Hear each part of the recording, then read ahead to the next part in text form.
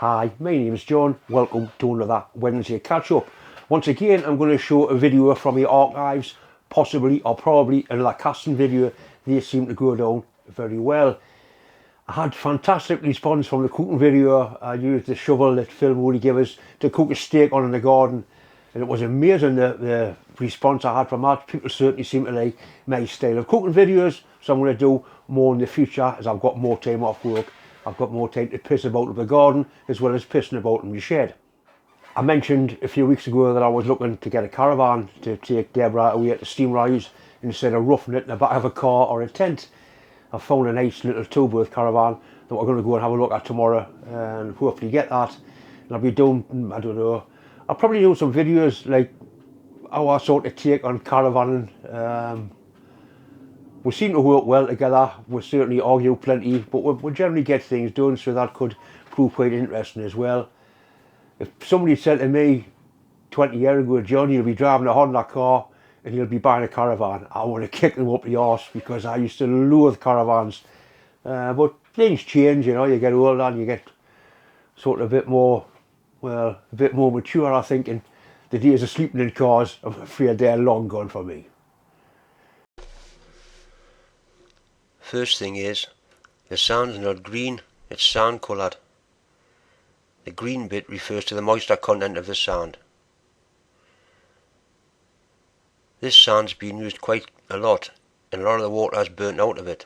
The moisture content is very critical. Not enough water, and the sand won't bond together. Too much water, when you come to pour the metal, it'll flash into steam, and basically the mould can explode in your face. There's about 200 kilograms of sand in this box, and this one bottle of water is enough to take it from being too dry to being just about right. As you can see here, you squeeze the sand, it breaks nice and clean, and the sand shouldn't stick to your hand. Nice clean break, loads of detail where the fingerprints are, and the sand should just brush straight off. That's just nice. The mould I'm going to make is for a model steam engine cylinder. It's quite a big cylinder. It's going to be cast in bronze. It's a two-part split pattern with a central core.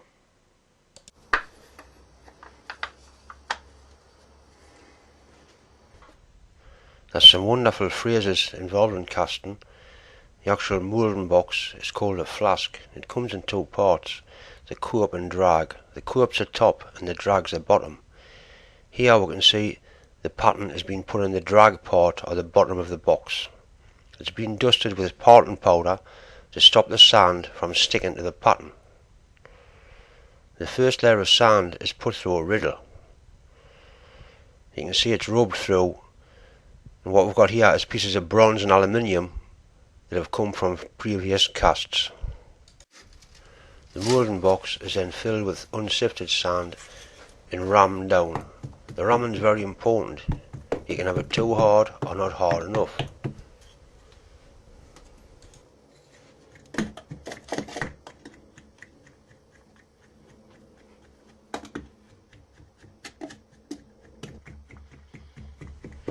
The sand I'm using here is proper moulding sand. It has bentonite clay in it to help it bond together. People use different sorts of sand, but basically proper sand's cheap enough and it's easy enough to get a hold of.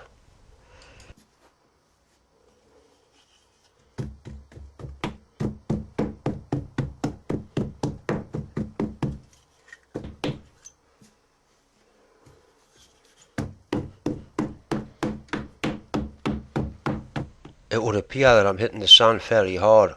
Well, I am, but it's a very lightweight rammer with a big head on. The sand is not compacted as hard as it would appear.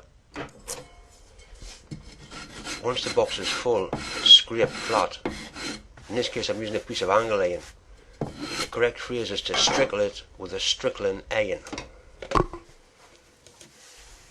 This setup I've got here now with a moulding bench, it's absolutely brilliant. You've got a box with a sand in and a board, and you can brush the sand away back into the hole. It stops all the mess. Anybody heavily into casting, this is the way to go.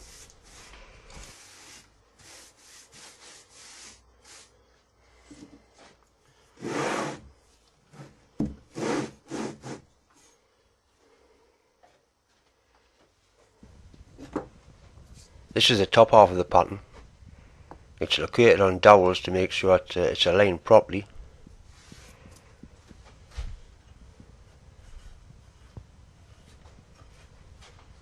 There's the coop going into place. That's on pins as well, so that's lined up nice and accurately. A nice sprinkle of parting powder.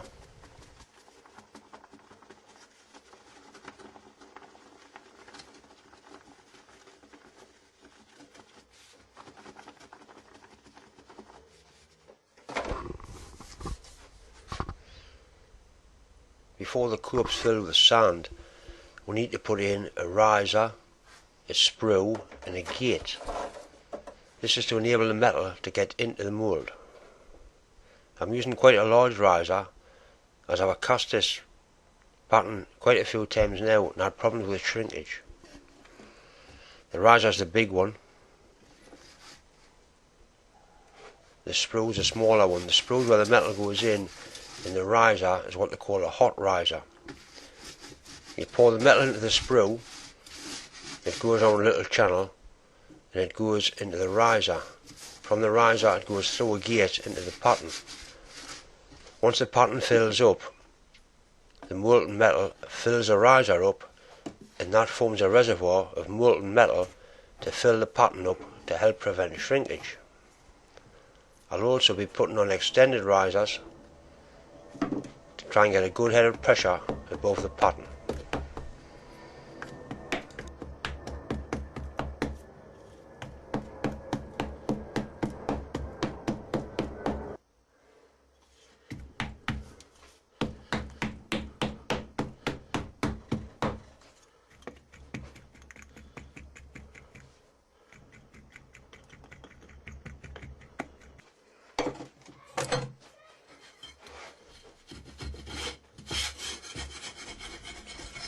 Once again, we use the strickling iron to strickle off or scrape flat the top of the mould.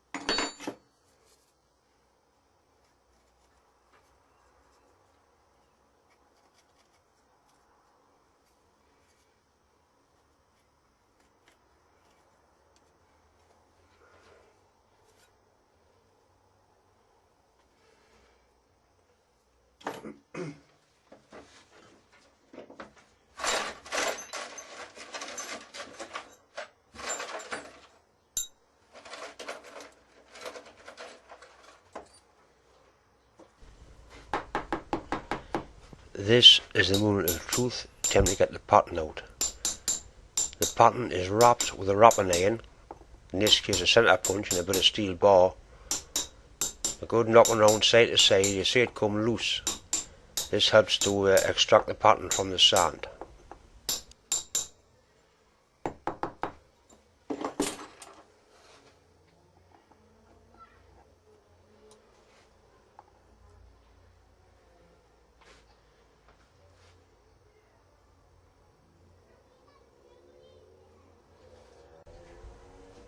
Aye, not bad. It's come out very well. I'm pleased with that.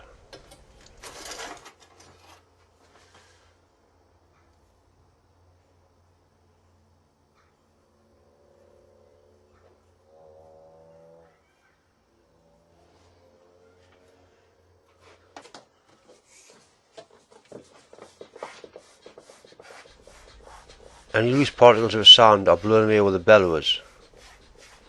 It's pointless trying to leave them in because they will certainly ruin your casting.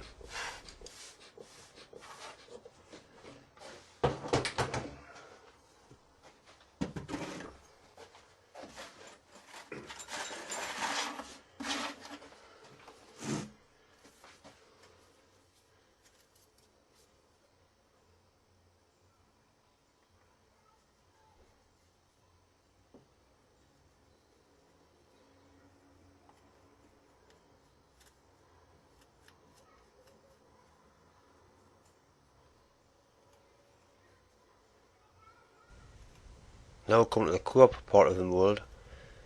A nice wide deep gate is put in here. I've moulded this 2 or 3 times before and had problems with the shrinkage, but I'm fairly confident having a gate this size, it should be okay.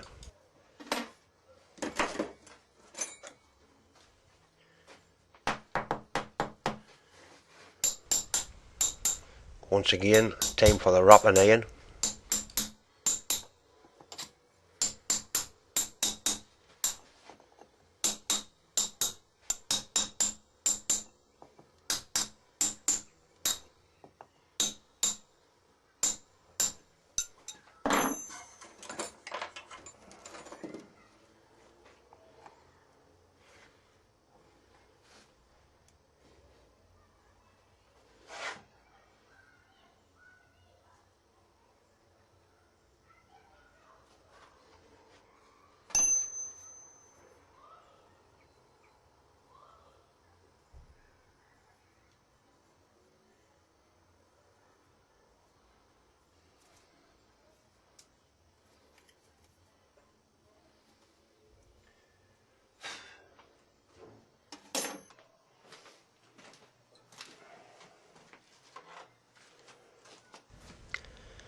By me, the top of my head's getting thin.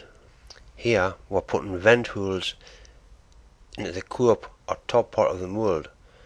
These are very important. We'll put one at each end where the core is to vent the core, and there's 2 protrusions on the pattern which are designed to have cylinder drain cocks in them. They are the highest part of the mould, so we'll put one through there as well. You can see the wire is pushed through all the way through, not pushed and pulled back. You take it all the way through to make sure there's no particles of sand left in the mould.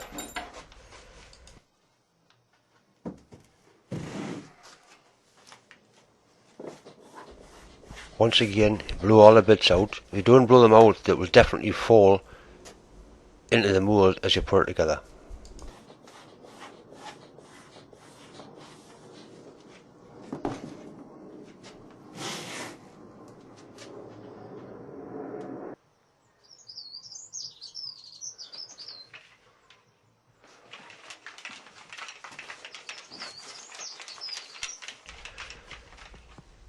I think this is probably one of my favourite bits. I spray the mould with a mixture of brake cleaner and powdered graphite, and plenty on.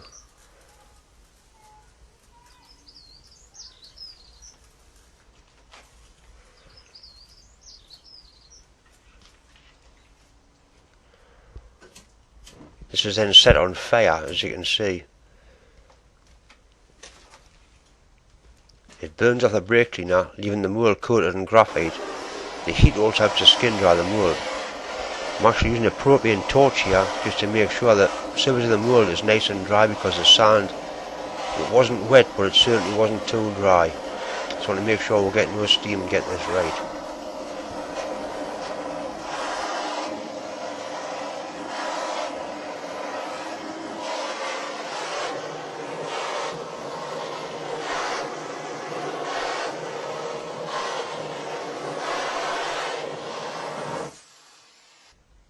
Here we can see the vent holes, one each end of the core prints for the core. The core has a hole right through it. Actually, sand cores baked in an oven. I will do a video to show how to make the cores. The cores put in place carefully.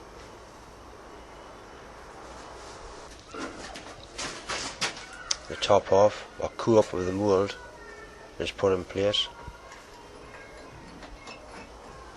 I was a nerve-wracking time doing this. It's very easy to destroy quite a bit of work, as you can imagine.